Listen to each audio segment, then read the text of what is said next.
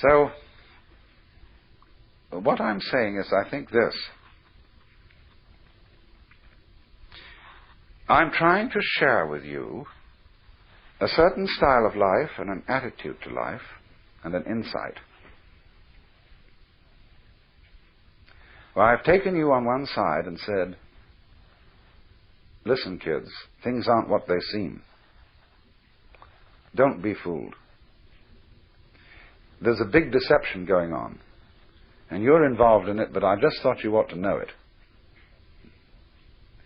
And enjoy it. See? I'm terribly puzzled about the way people go out of their way to disenjoy themselves. They take so much trouble about it. Did you ever read H.L. Mencken's essay called A Libido for the Ugly? And it describes a Pennsylvania mining town, which isn't exactly totally impoverished. I mean, they can build things and they have enough money to do this, that, and the other. But he describes how they made a church out of yellow stone that's so awful that it looks like a Presbyterian with a grin. And all around you have only to look and you see this perfect passion for making the world look grisly. And it isn't only job builders and garage owners who do this kind of thing. It's also people who profess to be painters. They're actually using excrements for painting in Paris today, on the theory that the world is shot to pieces, and that since the artist is a representative of his times, he ought to show the times as they really are, as a social critic. And so he makes the most weird. I mean, he paints Campbell's soup can, and then he makes music that shrieks and screams in the most... he just goes out of his way to make it sound as ugly as he possibly can manage. And the ingenuity about that is endless. Because that is the times. He's a critic, you see. Instead of being somebody who reveals. Now, you see, let's take the sort of the character of the Pied Piper. The person who brings you an invitation to dance. I would say then, you see, there is going to be a dance this evening, and I would like you all to come, you know. That's the spirit in which I invite you to a seminar. I'm not inviting you in the spirit of saying, no, we're going to have to discuss some very grave matters, and you ought to be awake to all these things and arouse your social conscience, and so on and so forth. Because when you get through with all that, then what? When you get through with feeding the hungry and clothing the naked, and we are making great strides with automation and technology in abolishing poverty totally, then what are we going to do? Well, you see, if you've got all these people clothed and fed and so on, and then they say, well, now what next? If you've got a kind of Quakerish state of mind, you don't know what to do. Well, feed and clothe somebody else. See? Get busy. But then, where is that leading? So you see, to spread joy, you have to have it. To impart delight, you have to be more or less delightful. And to be delightful is not some factor of trying to make yourself look delightful. It is to do things that are delightful to you. You become thereby delightful to others. That's to say, people who are interesting are people who are interested. Any person, for example, who is constantly thinking about all sorts of other things and other people and so on, because they're fascinating, becomes a fascinating person. But a person who doesn't think about anybody else, and who's got very little going on inside their skull, is boring.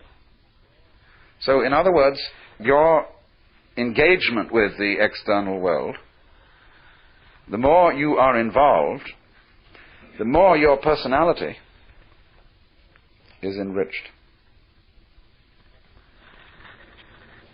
But if you try to enrich your personality by taking a course in how to win friends and influence people, or how to be a real person, you'll become just a washout.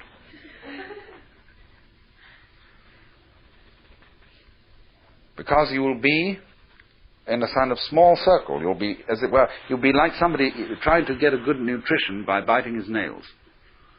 And then the fingers next. And then half an arm gone and so on. And you're entirely nourishing yourself with yourself. Now, of course, on a vast scale, the universe does that. It eats itself up. That's why the symbol of the snake swallowing its tail is a very fundamental, archaic symbol of life. But the way it's done is that the snake has in some part of the ring a place where it's not sensitive. It's called the unconscious.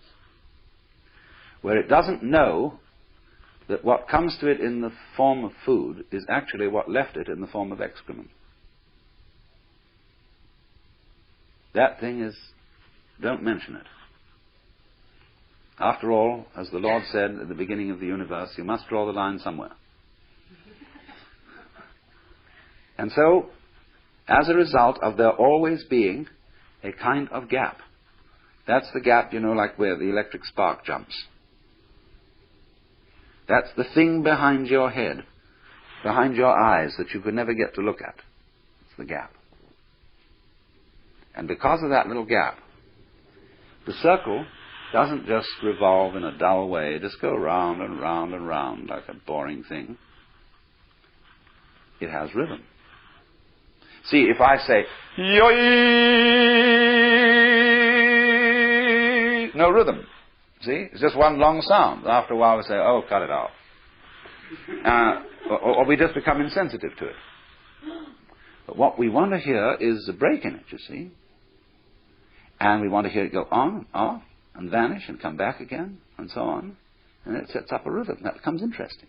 That's putting gaps between, you see. We need those gaps.